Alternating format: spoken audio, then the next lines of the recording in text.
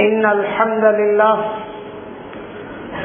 نحمده ونستعينه ونستغفره ونؤمن به ونتوكل عليه ونعوذ بالله من شرور أنفسنا ومن سيئات أعمالنا من يهد الله فلا مضل له ومن يضلل فلا هادي له ونشهد أن لا إله إلا الله وحده لا شريك له ونشهد أن سيدنا محمدا عبده ورسوله صلى الله على سيدنا محمد وعلى آله وأصحابه وأتباعه العظام وبعد فيا عباد الله اتقوا الله العظيم عز وجل وأطيعوه فالله تعالى يقول هو أصدق القائلين أعوذ بالله من الشيطان الرجيم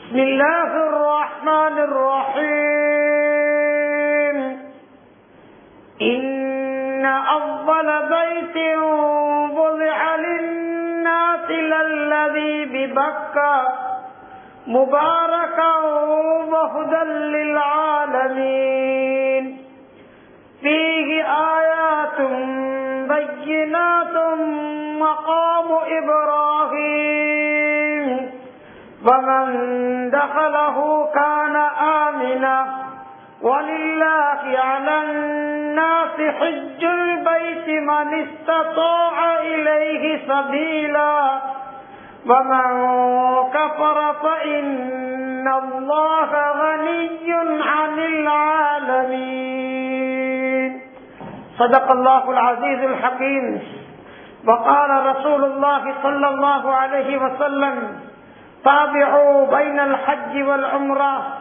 فإنهما ينفيان الفقر والذنوب كما ينفي الكير خبز الحديد والفضة أو كما قال عليه الصلاة والسلام விரிந்த விண்ணையும் பரந்த மண்ணையும் விண்ணிலேவின் மீன்களையும் மண்ணிலே மனித ஜீவராசிகளையும் படைத்து பரிபூக்கப்படுத்துகின்ற ரப்பாகிய வல்லவன் அல்லாஹ் சுப்ஹானஹு வ தஆலா அவனுக்கே புகழ் அனைத்து முறித்தாக. அல்ஹம்துலில்லாஹ். ஸலவாத் என்னும் கருணையும் ஸலாம் என்னும் ஈடேற்ற வந்தனமும் அகிலத்துக்கோர் அருட்கொடையாய் வந்துவித்த தாஜுல் மதீனா முஸ்தபா ஸல்லல்லாஹு அலைஹி வஸல்லம் அன்னார்கள் மீதிலும் அன்னாரின் நடிச்சுவடுகளை அணுகுமசையாது எடுத்து நடந்த அருமை சஹாபாக்கள் தாபிஊன்கள் வதபஉ தாபிஈன்கள் யுக முடிவு நாள் வரைக்கும் இம்மன்னகத்திலே தோன்றி மரணிக்கின்ற அனைத்து முஃமின்கள் முஸ்லிம்கள் யாவரிலும் சாந்தியும் சமாதானம் உண்டாவதாக. புனித ஜுமாவின் கடமையை பெரிதென மதித்து அல்லாஹின் அருள் சிறக்கும் அவனது அருளகத்தில் இறையில்லத்தில் ஒன்று குறுமியிருக்கும் அல்லாஹின் நல்லடியார்களே, இஸ்லாமிய சகோதரர்களே, எப்பொழுதிலும் எச்சந்தர்ப்பத்திலும் எந்நிலையிலும் எல்லா நேரங்களிலும் படைத்த இறைவன் ஒருவனை அஞ்சி நடக்குமாறு முதற்கண் அடியேனுக்கும் அடுத்தாண்மையாக உங்களுக்கும் வசியத்தன்னும் நற்போதனை புரிகின்றேன், சான்று பகர்கின்றேன். அன்பு நிறைந்த இஸ்லாமிய சகோதரர்களே, எல்லாமல்ல அல்லாஹ் சுப்ஹானஹு வ தஆலா இப்பூமியிலே எண்ணற்ற படைப்பினங்களை வஸ்துக்களை படைத்து அதிலும் சிலவற்றை வித்தியாசப்படுத்தி வைத்திருக்கிறான், மேன்மைப்படுத்தி வைத்திருக்கிறான். உதாரணமாக காலங்களை எடுத்து நோக்குவோம் என்றால் காலங்களில் சிறந்த காலம் மேலான காலம் ஹஜ்ரத் ரசூலுல்லாஹி ஸல்லல்லாஹு அலைஹி வஸல்லம் அவர்களுடைய காலம். அவர்கள் குறிப்பிடுகின்ற பொழுது கைருல் குரூனி கர்ணி, காலங்களில் மேலான காலம் அது என்னுடைய காலம். நேரங்களில் சிறந்த நேரம் ஜுமாவுடைய நேரம். அந்த நேரத்தில் ஒரு அடியான் கேட்கின்ற துஆவை அல்லாஹ் சுப்ஹானஹு வ தஆலா திரையின்றி ஏற்றுக்கொள்கிறான். ஆனால் அது என்னை விட்டு மறைக்கப்பட்டிருக்கிறது. மாதங்களில் சிறந்த மாதம் ரமலானுடைய மாதம், அதை நாம் கழித்து விட்டிருக்கிறோம். இப்படி அல்லாஹ் சுப்ஹானஹு வ தஆலா இப்பூமி ஒரு இடத்துக்கு ஒரு இல்லத்துக்கு மிகப்பெரிய அந்தஸ்தையும் கண்ணியத்தையும் வழங்கியிருக்கிறான் என்றால் அதுதான் அந்த மக்கமா நகரிலே அமையப்பட்டிருக்கக்கூடிய புனித காபத்துல்லாவாகும். அருமையான சகோதரர்களே, பெரியவர்களே, அல்லாஹ் சுப்ஹானஹு வ தஆலா அந்த ஊரை பாதுகாத்து வைத்திருக்கிறான். அந்த காபத்துல்லாவை உயர்த்தி வைத்திருக்கிறான். அதனுடைய சிறப்பை பற்றி குறிப்பிடுகின்ற பொழுது, இன்ன அவ்வல பைத்தின் முலிஅ லின்னாஸி லல்லதி பிபக்கா முபாரகம் வஹுதல் லில் ஆலமீன் فيه آيات بينات مقام إبراهيم ومن دخله كان آمنا ولله على الناس حج البيت من استطاع إليه سبيلا. அல்லாஹ் சுப்ஹானஹு வ தஆலா இந்த குர்ஆன் வசனத்திலே அந்த புனித ஹரம் ஷரீஃபை பற்றியும் அந்த காபத்துல்லா அமையப்பட்டிருக்கக்கூடிய ஊருடைய சிறப்பை பற்றியும் அழகாக தெளிவுபடுத்துகின்றான். இன்ன அவ்வல பைத்தின் முலிஅ லின்னாஸி லல்லதி பிபக்கா, இந்த உலகத்திலே மூமின்களுக்கென்று முஸ்லிம்களுக்கென்று முதல் கட்டப்பட்ட வீடு அதுதான் மக்கா எனப்படுகின்ற மக்காவில் நிறுவப்பட்டிருக்கக்கூடிய புனித ஹரம் ஷரீஃபாகும். அருமையான சகோதரர்களே, பெரியவர்களே, அதனை ஆரம்பமாக ஆதிநபி ஆதம் அலைஹிஸ்ஸலாத்து வஸ்ஸலாம் இந்த உலகத்திலே கட்டி அமைக்கிறார்கள். ஆதிநபி ஆதம் அலைஹிஸ்ஸலாத்து வஸ்ஸலாம் இந்த உலகத்துக்கு அனுப்பப்பட்டவுடனே இறைவனிடம் கையேந்தி பிரார்த்தனை செய்கிறார்கள். யா அல்லாஹ், உனது 4வது வானத்திலே மலக்குமார்கள் உன்னை வணங்கி வழிபடுவதற்காக வேண்டி பைத்துல் மஅமூர் எனப்படுகின்ற ஒரு மஸ்ஜிதை கட்டி இருப்பது போல இந்த உலகத்தில் திறந்து வாழுகின்ற உன்னுடைய அடியார்கள் உன்னை வணங்கி வழிபடுவதற்காக வேண்டி ஒரு இல்லத்தை அமைப்பாயாக, ஒரு இல்லத்தை உருவாக்குவாயாக என்று ஆதிநபி ஆதம் அலைஹிஸ்ஸலாத்து வஸ்ஸலாம் அவர்கள் துஆ செய்கிறார்கள். அருமையான சகோதரர்களே, பெரியவர்களே, அந்த நபியுடைய துஆவுக்கு இணங்க அல்லாஹ் சுப்ஹானஹு வ தஆலா வானுலகத்திலே இருந்து புறா முட்டையின் வடிவத்தில் இப்பூமியில் ஒரு அடையாளத்தை ஏற்படுத்துகிறான், ஒரு அஸ்திவாரத்தை ஏற்படுத்துகிறான். அதுதான் காபத்துல்லா அமைய பெற்றிருக்கக்கூடிய இடம். தஃசீர் குர்துபியிலே வருகிறது, அல்லாஹ் சுப்ஹானஹு வ தஆலா இந்த பூமியை உருவாக்குவதற்கு முன்பு இது வெறும் நீராகத்தான் இருந்தது, நெரும் ஆவியாகத்தான் இருந்தது. மீன் முபில் விடுவது போல, மீன் குமிழ் விடுவது போல இந்த பூமி முபில் விட்டது, குமிழ் விட்டது. அதுதான் தரையுடைய ஆரம்பம். அந்த தரையின் ஆரம்பம் தான் காபத்துல்லா நிறுவப்பட்டிருக்கக்கூடிய புனித ஆலயம் கட்டப்பட்டிருக்கக்கூடிய இடமாகும். அருமையான சகோதரர்களே, பெரியவர்களே, இந்த புனித ஆலயத்தை கிட்டத்தட்ட 12 விடுத்தங்கள் கட்டப்பட்டிருக்கின்றன. ஆதிநபி ஆதம் அலைஹிஸ்ஸலாத்து வஸ்ஸலாம் அவர்கள் ஆரம்பமாக கட்டியெழுப்புகிறார்கள். அன்னாருடைய காலத்திற்கு பிறகு ஹஜ்ரத் ஷீர் அலைஹிஸ்ஸலாத்து வஸ்ஸலாம், அதற்கு பிறகு இப்ராஹிம் அலைஹிஸ்ஸலாத்து வஸ்ஸலாம், அதற்கு பிறகு அதாவது ரசூலுல்லாஹ் அமாலிகா எனப்படுகின்ற எத்தியோப்பியா ஹபசா நாட்டை சேர்ந்த கருப்பு நீக்ரோ கோத்திரத்தில் இருக்கக்கூடிய மிக பலம் பெற்ற ஒரு சமூகம் அமாலிகா என்று சொல்வார்கள். அவருடைய காலத்தில் கூட தான் அந்த காபத்துல்லாவுக்கு திரையிடப்பட்டு விட்டது, போர்வையிடப்பட்டிருக்கிறது. அருமையான சகோதரர்களே, பெரியவர்களே, அவருடைய ஆட்சிக்கு பின்னால் ரசூலுல்லாஹுடைய பாட்டனார் குஸை இப்னு கிலாபுடைய காலத்தில் புனரமைப்பு செய்யப்பட்டது. அதற்கு பின்னால குறைஷிகள், அதற்கு பின்னால ஹிஜ்ரி 65ஆம் ஆண்டு அப்துல்லாஹ் இப்னு ஸுபைர் ரலியல்லாஹு அன்ஹு அவருடைய காலத்தில் புனரமைப்பு செய்யப்பட்டு ஹிஜ்ரி 74ஆம் ஆண்டு ஹஜ்ஜாஜ் இப்னு யூசுஃபுடைய காலத்திலும் அந்த காபா நிறுவப்படுகிறது. இப்படி ஒவ்வொருடைய ஆட்சிக்கு பின்னால 1020ஆம் ஆண்டு அதாவது சுல்தான் முராகா எனப்படுகின்ற ஆட்சி காலத்தில் தான் அந்த காபத்துல்லாஹ் பரவலாக விரிவாக அங்கே புனரமைப்பு செய்யப்படுகிறது. கட்டிட பணிகள் மேற்கொள்ளப்படுகிறது. அருமையான சகோதரர்களே, பெரியவர்களே, அந்த காலம் முடிவடைந்ததற்கு பிறகுதான் கிங் பகுதுடைய காலத்தில் அந்த காபத்துல்லாஹிலே இருந்த தூண்கள் 1200 வருடங்கள் பழமை வாய்ந்ததாக காணப்பட்டது. அதற்கு பிறகுதான் பர்மா நாட்டிலே இருந்து தேக்கை பலகைகள் கொண்டு வரப்பட்டு அந்த காபத்துல்லாஹுடைய எண்ணங்கள் கதவுகள் போடப்பட்டு இன்று ஒரு கம்பீரமான அழகான ஒரு வடிவ கட்டிடமாக அந்த புனித ஆலயம் காட்சியளிக்கிறது என்றால் முன்னோர்களுடைய தியாகம். இப்படி 12 விடுத்தங்கள் கட்டப்பட்ட அழகான தோற்றத்தில் காட்சியளிக்கின்ற அந்த புனித ஆலயம் இருக்கிறது.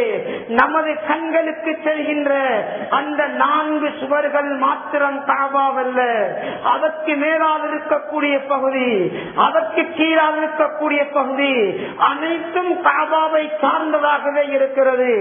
அருமையான சகோதரர்களே, பெரியவர்களே, நம்முடைய கண்களுக்கு தெரிகின்ற அந்த காபாவுடைய 4 சுவர்கள் மாத்திரம்தான் காபா என்று வைத்துக் கொள்வோம் என்றால், ஒருவர் ஆகாயத்திலே பிரயாணம் செய்கின்றார், அவருக்கு சொல்லக்கூடிய நேரம் வந்துவிட்டால் அவர் முகம் குப்புற போட்டு சொல்லக்கூடிய நிர்பந்தம் ஏற்பட்டுவிடும். ஒருவர் பூமிக்கு கீழான் பிரயாணம் செய்கின்றார், புகையிரத்திலே பிரயாணத்தை மேற்கொள்கின்றார், அவருக்கும் சொல்லக்கூடிய நேரம் அன்மித்து விட்டார், அவரும் மல்லாந்து படுத்து சொல்லக்கூடிய ஒரு சந்தர்ப்பமாக மாறிவிடும். ஆக நம்முடைய கண்களுக்கு தெரிகின்ற அந்த 4 சிவர்கள் மாத்திரம் காபாவல்ல, அதற்கு மேலா இருக்கக்கூடிய பகுதி, அதற்கு கீழா இருக்கக்கூடிய பகுதி அனைத்தும் காபாவை சார்ந்ததாக இருக்கிறது. அருமையான சகோதரர்களே, பெரியவர்களே, அந்த புனித ஆலயத்தை நாம் மாத்திரம் தவாப் செய்வதில்லை. ஒவ்வொரு நாளும் லட்சக்கணக்கான மலக்குமார்கள் அதனை தவாப் செய்து கொண்டே இருக்கிறார்கள். தவாப் எனப்படுகின்ற அந்த புனித அமல் இருக்கிறது, அது இந்த உலகத்தில் உருவானதல்ல. ஹஜ்ரத் நபி ஆதம் அலைஹிஸ்ஸலாத்து வஸ்ஸலாம் அவர்களை அல்லாஹ் படைக்க நாடிய பொழுது மலக்குமாரிடம் அபிப்பிராயம் கேட்ட நேரத்தில் அமரர்கள் சொன்னார்கள், அத்தஜஅலு ஃபீஹா மன் யுஸ்பிகு வயஸ்பிகு திமா மன் யுஃப்ஸிது ஃபீஹா வயஸ்பிகு திமா. யா அல்லாஹ், இந்த பூமியில் குழப்பத்தை ஏற்படுத்துகின்ற பிரச்சனைகளை, இரத்த கடல்களை உருவாக்குகின்ற மனித சமுதாயத்தை படைக்கப் போகிறார் என்று மறுத்த நேரத்தில் அல்லாஹ் சொன்னான், இன்னி அலமு மா லா தஅலமூன், நீங்கள் அறியாதவற்றை நான் அறிந்திருக்கிறேன் என்று கூறி ஹஜ்ரத் நபி ஆதம் அலைஹிஸ்ஸலாத்து வஸ்ஸலாம் அவர்களை ஒரு மண் பிடியில் இருந்து படைத்தார். அல்லாஹுடைய திட்டத்தில், அல்லாஹுடைய படைப்பில் அவனது சக்தியில் மறுத்து பேசியது ஒரு குற்றமாக மாறிவிடுமோ, ஒரு தவறாக மாறிவிடுமோ என்று பயந்து மலக்குமார்கள் அல்லாஹுடன் மன்னிப்பு தேடும் முகமாக அவனது அரிசை தவாப் செய்ய ஆரம்பித்தார்கள். அல்லாஹுடைய அரிசையை வலம் வந்து கொண்டிருந்தார்கள். அருமையான சகோதரர்களே, பெரியவர்களே, அந்த அரிசிக்கு கீழால் அதற்கு நேராகத்தான் அல்லாஹ் சுப்ஹானஹு வ தஆலா இந்த காபத்துல்லாவை அணைத்து கியாமம் பரிபந்தம் வரைக்கும் தவாஃபுடைய அமலை அமல்படுத்திக் கொண்டிருக்கிறான். ஆக அருமையான சகோதரர்களே, பெரியவர்களே, அந்த புனித ஆலயத்தை நாம் மாத்திரம் தவாப் செய்வதில்லை. ஒவ்வொரு நாளும் லட்சக்கணக்கான மலக்குமார்கள் அதனை தவாப் செய்து கொண்டே இருக்கிறார்கள். அல்லாஹுடைய படைப்பினங்களில் மற்றும் ஒன்றும் உண்டான ஜின்னினம் அதனை தவாப் செய்திருக்கிறது. சில காலங்களில், நேரங்களில் மிருகங்கள் கூட தவாப் செய்திருக்கின்றன. ஒவ்வொரு நாளும் 120 ரஹ்மத்துக்களை அல்லாஹ் சுப்ஹானஹு வ தஆலா அந்த புனித ஆலயத்தின் மீது இறக்கிக் கொண்டே இருக்கிறான். அந்த ஊரை பற்றி குறிப்பிடுகின்ற பொழுது முபாரகம் வஹுதல் லில் ஆலமீன், பரக்கத் செய்யப்பட்ட ஊராக, அபிவிருத்திகள் நிறைந்த ஊராக அல்லாஹ் சுப்ஹானஹு வ தஆலா அந்த மக்கமா நகரை ஆக்கி வைத்திருக்கிறான். ஹஜ்ரத் இப்ராஹிம் அலைஹிஸ்ஸலாத்து வஸ்ஸலாம் தனது மனைவியையும் குழந்தையையும் அந்த அனல் பறக்கும் பாலைவன மண்ணிலே எந்தவித புட்புண்டுகளும் இல்லாத, எந்தவித நீரொருகளும் இல்லாத, எந்த மனித நடமாற்றம் இல்லாத அனல் பறக்கும் பாலைவன மண்ணிலே தன்னந்தனியாக விட்டு மாறிய தியாகத்துக்கு பிறகு, பாரிய உழைப்புக்கு பிறகு 3 துஆக்கள் செய்தார்கள். அந்த துஆக்களில் மிக முக்கியமான ஒன்று, அந்த மக்கா வாசிகளுக்கு, அந்த பலஸ்தீன் வாசிகளுக்கு நீ கனிவர்க்கங்களையும் பலவர்க்கங்களையும் கொடுத்து அவர்களுக்கு பரக்கத் செய்வாயாக என்று இப்ராஹிம் அலைஹிஸ்ஸலாத்து வஸ்ஸலாம் ஒரு துஆ செய்தார்கள். அந்த நபியுடைய துஆவின் காரணமாக இன்று நாம் பார்த்து வருகின்றோம். அருமையான சகோதரர்களே, பெரியவர்களே, ஹஜ்ஜுக்கு செல்கின்ற ஹாஜிகள் ஓரிரு நாளைக்கு அல்ல, ஓரிரு வாரத்துக்கு அல்ல, சில நாட்கள் அங்கே தங்கியிருக்கிறார்கள். ஆனால் அவர்கள் உண்ணக்கூடிய உணவிலோ அவர்களது குடிபானத்திலோ எந்த ஒரு தட்டுப்பாடு ஏற்பட்டதாக கிடையாது. அல்லாஹ் சுப்ஹானஹு வ தஆலா அந்த புனித ஆலயத்திலே மிகப்பெரிய பரக்கத்தையும் செழிப்பையும் ஏற்படுத்தி வைத்திருக்கிறான். நாம் பார்க்கலாம், ஹஜ்ஜுக்கு செல்கின்ற ஹாஜிகள் அங்கே ஹஜ்ஜிலே 3 நாட்கள் மினாவிலே தங்கியிருந்து துல்ஹஜ் 10ஆம் தினத்திலே இருந்து ஆடுகளை அறுத்து குர்பான் செய்வார்கள். ஒவ்வொரு ஹாஜிகளும் ஒவ்வொரு ஆடுகளை அறுத்து பலியிடுகிறார்கள் என்றால் அல்லாஹ் சுப்ஹானஹு வ தஆலா லட்சக்கணக்கான ஆடுகளை, லட்சக்கணக்கான மாடுகளை, லட்சக்கணக்கான ஒட்டகங்களை அனுப்பிக் கொண்டிருக்கிறார் என்றால் இது மிகப்பெரிய ஒரு அத்தாட்சியாக காணப்படுகிறது. அருமையான சகோதரர்களே, பெரியவர்களே, இப்படி அல்லாஹ் ஒருவன் தான், அவன் ஏகன் தான், அவன் தனித்தவன் தான், அவன் தான் முழு உலகத்தை படைத்து ஆட்சி புரிகின்றவன் என்பதை சக்தியை நிரூபிப்பதற்காக வேண்டி அல்லாஹ் அந்த புனித ஆலயத்திலே லட்சக்கணக்கான அத்தாட்சிகளை, லட்சக்கணக்கான ஆதாரங்களை, லட்சக்கணக்கான அற்புதங்களை அதிலே பாதுகாத்து வைத்திருக்கிறான். மேலும் குறிப்பிடுகின்ற பொழுது அந்த புனித ஆலயத்திலே எத்தனையோ தெளிவான அத்தாட்சிகளை, தெளிவான ஆதாரங்களை அடியார்களுக்கு படிப்பினையாக மறைத்து வைத்திருக்கிறான். அவனால் பாதுகாக்கப்பட்ட அந்த காபத்துல்லாஹுடைய மற்றொரு அத்தாட்சி தான், அந்த காபத்துல்லாவுக்கு 4 ஓரங்கள் இருக்கின்றன. அதிலே ருக்குனே யமானி, ருக்குனே யமானி என்ற கோணரில் மழை பொழியும் என்றால் அதற்கு 1000 கிலோமீட்டர்களுக்கு அப்பால் இருக்கக்கூடிய அந்த யமன் தேசத்திலே மிகப்பெரிய பரக்கத்துக்களும் செழிப்புகளும் ஏற்பட்டு விடுமாம். ருக்குனே சாம் மறுபக்கமாக இருக்கக்கூடிய அந்த ருக்குனே சாம் என்ற திசையில் மழை பொழியும் என்றால் அதற்கு 1200 கிலோமீட்டர்களுக்கு அப்பால் இருக்கக்கூடிய சிரியா, ஜோர்தான், பலஸ்தீன் போன்ற நாடுகளிலே மிகப்பெரிய செழிப்புகளும் மழையும் ஏற்பட்டு விடுமாம். இப்படி மனித அறிவுக்கு எட்டாக, மனித அறிவுக்கு புலம்படாக, எம்மனால் சிந்தித்து கண்டுபிடிக்க முடியாத மிகப்பெரிய அற்புதங்களை, மிகப்பெரிய தத்துவங்களை அல்லாஹ் அந்த புனித ஆலயத்திலே வெளிப்படுத்திக் கொண்டிருக்கிறான். அதிலும் மிகப்பெரிய ஆச்சரியம், மிகப்பெரிய அதிசயம் தான் அல்லாஹ் சுப்ஹானஹு வ தஆலா அங்கே ஜம்ஸம் நீரை ஏற்பாடு செய்து வைத்திருக்கிறான். அருமையான சகோதரர்களே, பெரியவர்களே, பெருமானார் ஸல்லல்லாஹு அலைஹி வஸல்லம் சொன்னார்கள், கைரு மாஇன் அலா வஜ்ஹில் அர்தி மாஉ ஜம்ஸம். இந்த பூமியில் இருக்கக்கூடிய நீர்களில் மிக அதிசயமான, மிக சிறந்த ஒரு நீர் இருக்கும் என்றால் அதுதான் ஜம்ஸம் நீராக காணப்படுகிறது. ஹஜ் உம்ரா சென்றவர்களுக்கு தெரியும், ஹஜருல் அஸ்வத் கல்லுக்கும் அந்த கிளிக்கூடு மாதிரி இருக்கக்கூடிய கட்டி வைக்கப்பட்டிருக்கக்கூடிய மகாமை இப்ராஹிமுக்கும் பக்கத்தில் 2க்கும் நடுவத்திலே தான், அந்த நடுவிலே தான் அந்த ஜம்ஸம் நீர் அமையப்பட்டிருக்கிறது. 12 அடி ஆழமான ஒரு கிணறு. அருமையான சகோதரர்களே, பெரியவர்களே, அதற்கு 3 ஊற்றுக்கள் காணப்படுகின்றன. சபா மருவா மலை முனையில இருந்து ஒரு ஊற்று, ஹஜருல் அஸ்வத் கல்லுக்கு நேராக இருந்து மறு ஒரு ஊற்று, ருக்குனே ஷாம் கோனர்ல இருந்து மூன்றாவது ஊற்று. இப்படி 3 ஊற்றுக்களுக்கு மத்தியில் நீர் பெருக்கெடுத்து வருவதை எம்முடைய கண்கூடாக பார்க்க முடிகிறது. அந்த சிறிய கிணற்றிலே இருந்துதான் லட்சக்கணக்கான ஹாஜிகள் அதிலே குடிக்கவும் செய்கிறார்கள், குளிக்கவும் செய்கிறார்கள். தாய்நாட்டுக்கு வருகின்ற பொழுது அந்த நீரை எடுத்து வரவும் செய்கிறார்கள்.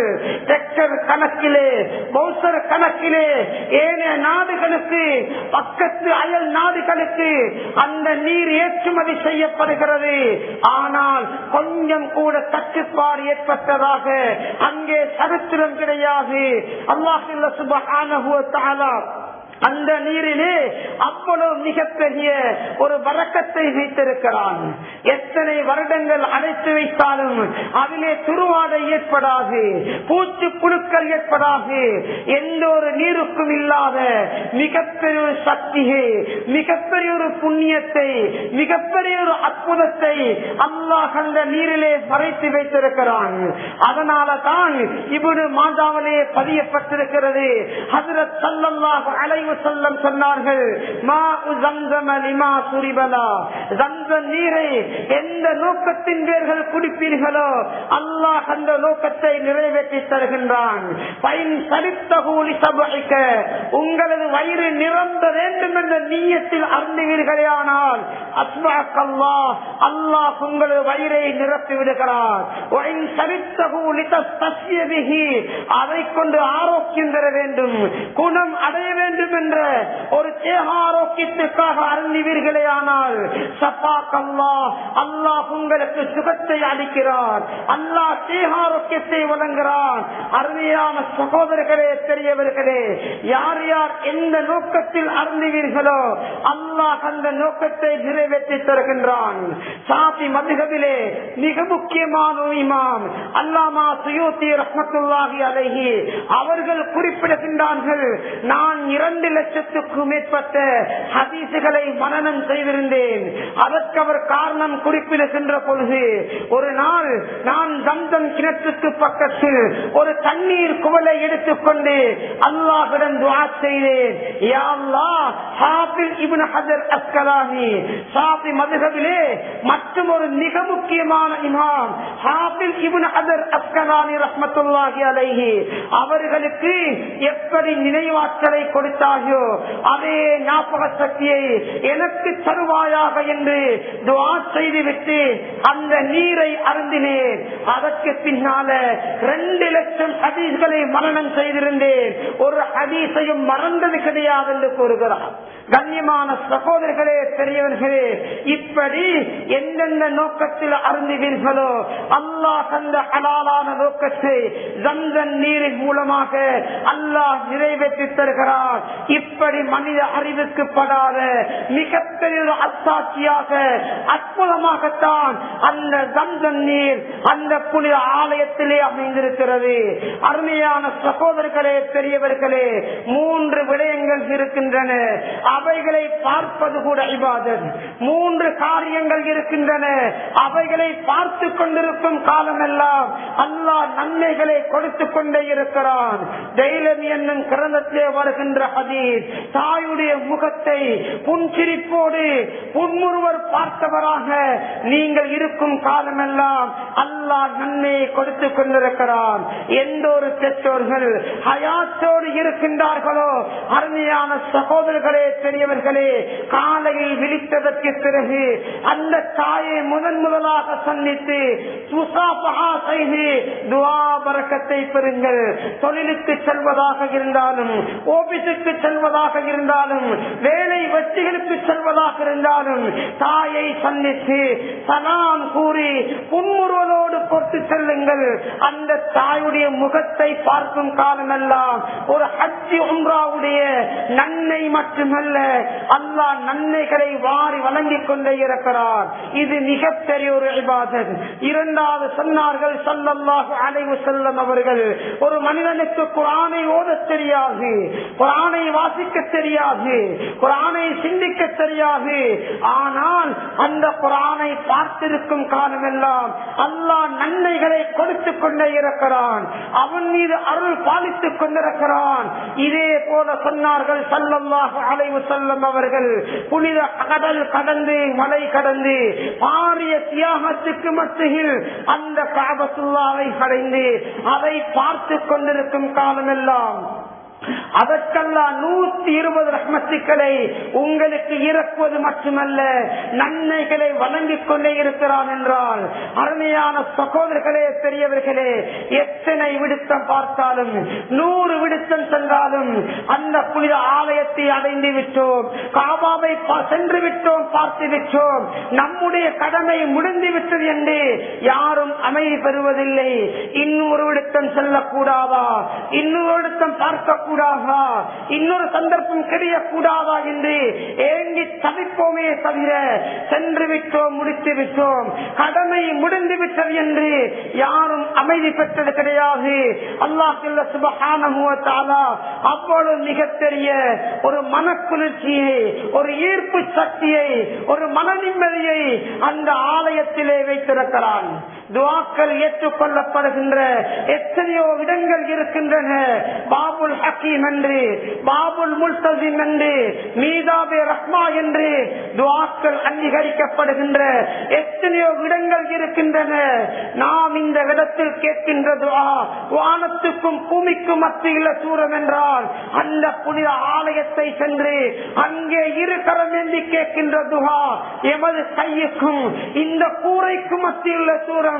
அருமை பெரியவர்களே, சகோதரர்களே, அந்த புனித ஆலயத்தை செல்ல வேண்டும், அந்த மண்ணை மிதிக்க வேண்டும், காபாவுடைய புடவை குலுக்கி துஆ செய்ய வேண்டும், காபாவுடைய கதவை நெஞ்சோடு அணைக்க வேண்டும், ஹஜர் அஸ்வத் கல்லை முத்தமிட வேண்டும் என்ற ஆசை அவா ஒவ்வொரு மனிதனுக்கும் இருக்கத்தான் செய்கிறது.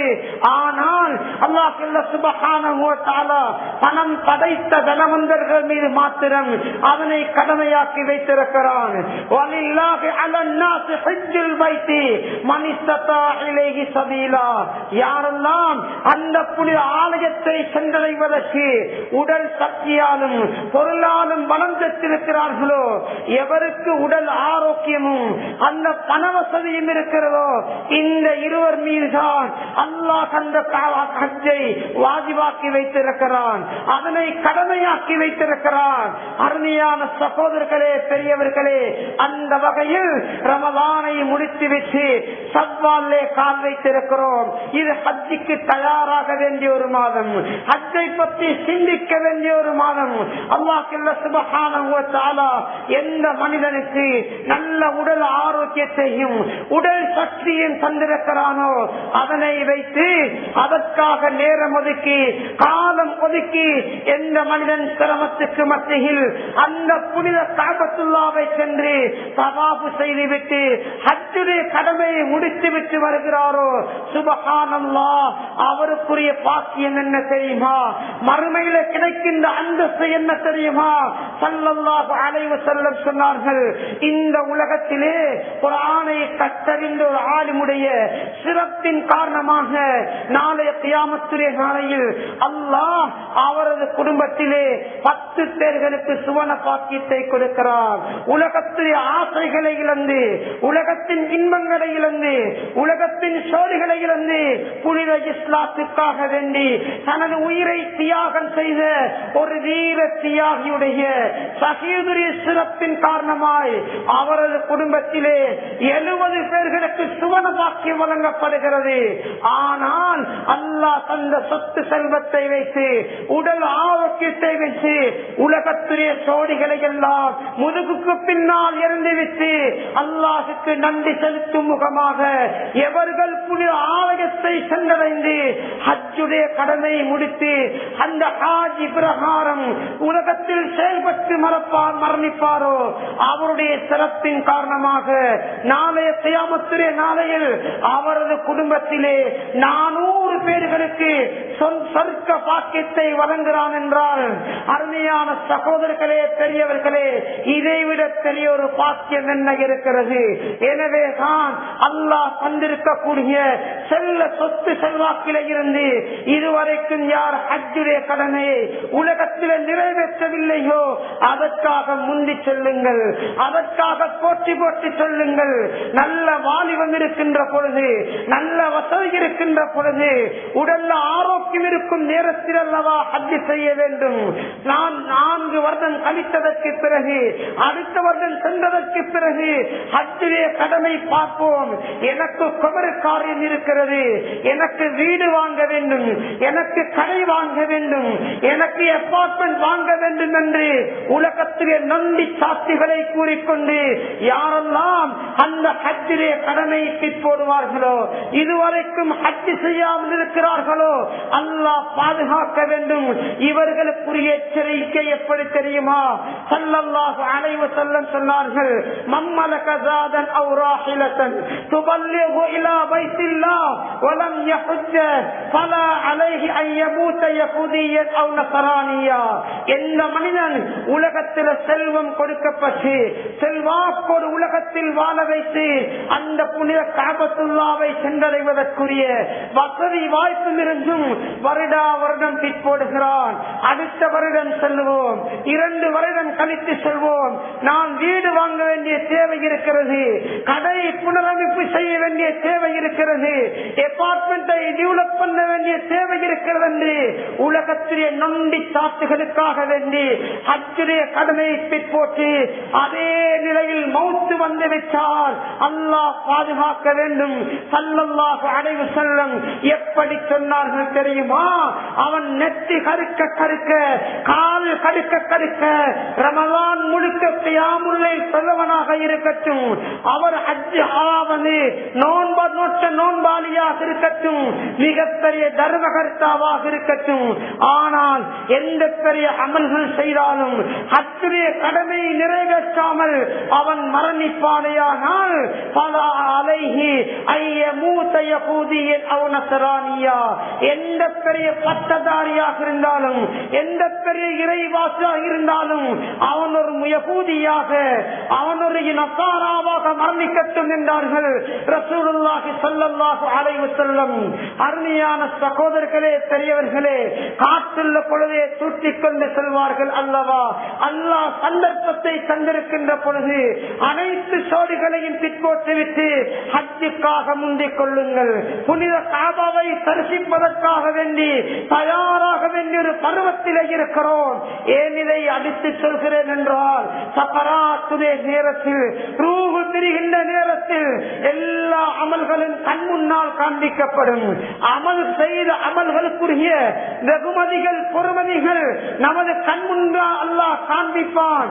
ஆனால் ஒவ்வொரு மனிதனும் 2 அமல்களுடைய பொறுமதியை பார்த்து அவன் கவலைப்படுவான், சஞ்சலப்படுவான், அல்லாஹ்விற்கு அவகாசம் கேட்டு தத்தளிப்பான் என்றார்கள் ரசூலுல்லாஹி ஸல்லல்லாஹு அலைஹி வஸல்லம். அந்த 2 அமல்கள் தான் ஜகாத், ஹஜ் என்று சொல்வது. பொருளோடு சம்பந்தப்பட்ட அமல்கள். ஜகாத்தை சரியாக நிறைவேற்றாதவர்கள், வசதி இருந்தும் ஹஜ்ஜுடைய கடமையை நிறைவேற்றவில்லை என்றால் சக்கராத்துடைய நேரத்திலே அவன் வருத்தப்படுவான், கவலைப்படுவான், அல்லாஹ்விற்கு அவகாசம் கேட்பான். அருமை பெரியவர்களே, சகோதரர்களே, எனவே தான் எத்தனை பட்டங்களை வகித்தாலும், எத்தனை பதவிகளை அடைந்தாலும் ஹஜ்ஜுடைய பட்டத்தை அடையாமல் மரணிப்பீர்களே ஆனால் அதை விட பெரிய கை சேதம் உலகத்தில் எதுவும் கிடையாது. ஆக அருமையான சகோதரர்களே, பெரியவர்களே, ஹஜ்ஜுடைய அமலை நிறைவேற்றாமல் நாளைய கியாமத்துடைய நாளையில் எந்த முகத்தோடு நபியுடைய முகத்தை பார்ப்பது, எந்த முகத்தோடு நபியுடைய ஷஃபாத்தை பெறுவது, எந்த முகத்தோடு நபியுடைய கையால் ஹவுதுல் கௌசர் கௌசர் எனப்படுகின்ற நீர் தடாகத்தை அருந்துவது ஆக அருமையானவர்களே. நல்ல காரியத்தை செய்கின்ற பொழுது சைத்தான் முன்னால் காட்சியளித்து பல உலகத்திலே சிந்தனைகள் உருவாக்குவான், பல உலகத்திலே நோக்கங்களை ஏற்படுத்துவான். அல்லாஹ் பாதுகாக்க வேண்டும். செல்வம் என்பதொரு பாக்கியம், அதைவிட பாக்கியம் தான் அல்லாஹ் தந்த செல்வத்தை வைத்து ஹஜ்ஜுடைய கடமையை நிறைவேற்றுவது. இது பணத்தோடு பொருளோடு சம்பந்தப்பட்ட அமலாக அல்லாஹ் வைத்திருப்பதன் காரணமாகத்தான் எத்தனை பட்டங்களை அடைந்தாலும் அல்-ஹாஜ் என்ற பட்டத்தை அவர் வாழ்க்கையில் அடையவில்லை என்றால் அவரை விட துப்பாக்கியசாலி, அவரை கைசேதத்துக்குரியவர் உலகத்தில் யாரும் கிடையாது என்றார்கள் ரசூலுல்லாஹி ஸல்லல்லாஹு அலைஹி வஸல்லம். ஆக அருமையான சகோதரர்களே, பெரியவர்களே, ஒரு மாதம் ஹஜ்ஜுக்காக செலவழித்து வணக்க வழிபாடிலே கழிப்பதன் காரணமாக எமது பொருள் குறைந்துவிடும் நினைத்துக் கொண்டிருக்கிறீர்களா? இல்லவே இல்லை. ஸல்லல்லாஹு அலைஹி வஸல்லம் சொன்னார்கள், தாபிஉ பைனல் ஹஜ்ஜி வல் உம்ரா, நீங்கள் ஹஜ்ஜையும் உம்ராவையும் நிறைவேற்றுங்கள், அதை பின்தொடர்ந்து செல்லுங்கள். ஹஜ் செய்வதற்கு வசதி இருந்தும் அந்த பணத்தை 7 பேராக 5 பேராக உம்ரா செல்வது கெட்டித்தனம் அல்ல, உம்ரா வாஜிபானதல்ல.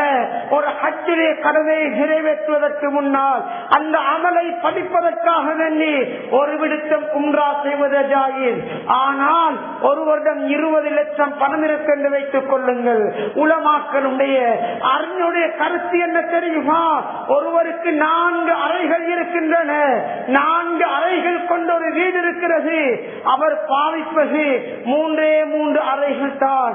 ஒரு அறை எக்ஸ்ட்ராவாக இருந்தால், அது நேர்மிச்சமாக இருந்தால் அந்த ரூமை விற்பனை செய்து ஹஜ் செய்வது கடமை என்பதாக இந்த இஸ்லாமிய சட்டத்திலே குறிப்பிடப்பட்டிருக்கிறது என்றால், அருமை பெரியவர்களே, சகோதரர்களே, இந்த ஹஜ் நம்மை வீணாக்கக்கூடியதல்ல, வறுமையில் ஆழ்த்தக்கூடியதல்ல.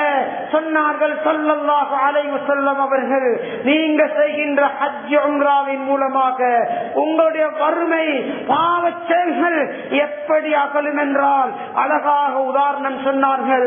எப்படி கொள்ளனுடைய உலை இரும்பின் சிறுவை அகற்றுகிறதோ, இந்த ஹலாலான சுத்தமான பணத்தின் மூலமாக ஹஜ் செய்வதிலே உங்களுக்கு செல்வ செழிப்புகள் ஏற்படுகிறது, பொருளாதார பரக்கத் உருவாகிறது, உங்களது பாவங்கள் மன்னிக்கப்பட்டு அன்று பிறந்த பாலகனை போன்று அல்லாஹ் ஆக்குவது மட்டுமல்ல.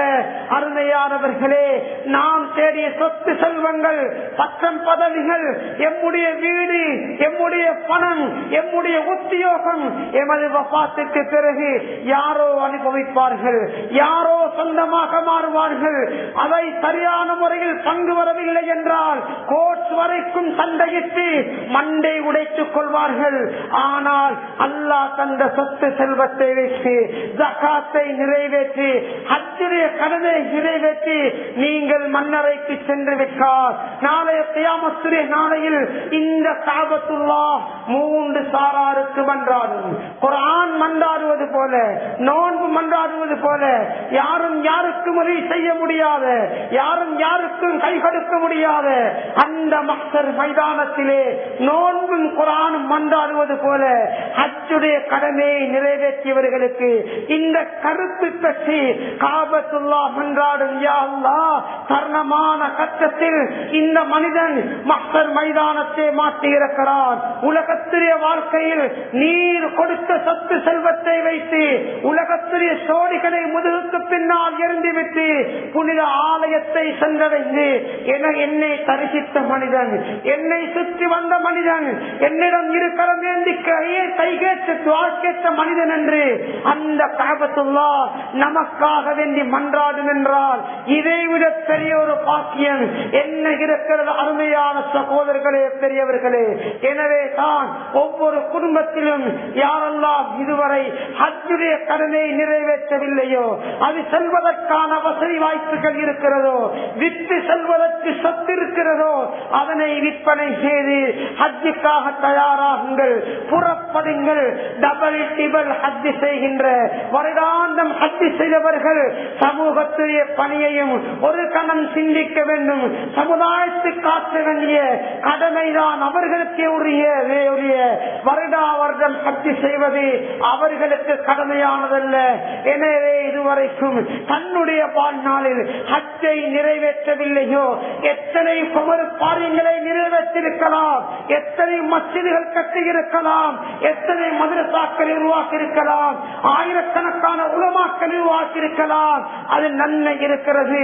ஆனால் இப்படிப்பட்ட ஒரு தர்ம கருத்தா ஒரு செல்வம் படைத்த மனிதன் ஹஜ்ஜுடைய கடமையை நிறைவேற்றவில்லை என்றால் அவன் கியாமத்துடைய நாளையில் கையேற்றப்பட்டவனாக கவலை தோய்ந்த முகத்தோடு எழுப்பாற்றப்படுவான் என்றார்கள் ரசூலுல்லாஹி ஸல்லல்லாஹு அலைஹி வஸல்லம்.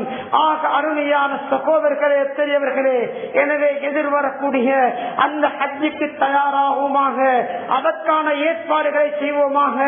இல்லாமல் அல்லாஹ் சுப்ஹானஹு வ தஆலா அந்த ஹஜ்ஜுடைய பாக்கியத்தை எம் அனைவருக்கும் தந்தருவானாக. யா அல்லாஹ், எம்முடைய பாவங்களை மன்னித் தருவாயாக. எங்களை பெற்றெடுத்த மாதா பிதாக்கள் பாவங்களை மன்னித் தருவாயாக. புனித ஹஜ்ஜை தரிசிக்கின்ற பாக்கியத்தை எம் அனைவருக்கும் தந்தருவாயாக. ஹஜ்ஜை செய்யாமல் எம்முடைய ரூஹை எடுத்திடாதே யா அல்லாஹ். ஹஜ்ஜை செய்த ஹாஜிகளாக, உம்ராவை முடித்த ஆமீன்களாக இந்த உலகத்தை விட்டு மரணிக்க தௌஃபீக் செய்ய யா அல்லாஹ். அந்த புனித ஆலயத்திலே கேட்கின்ற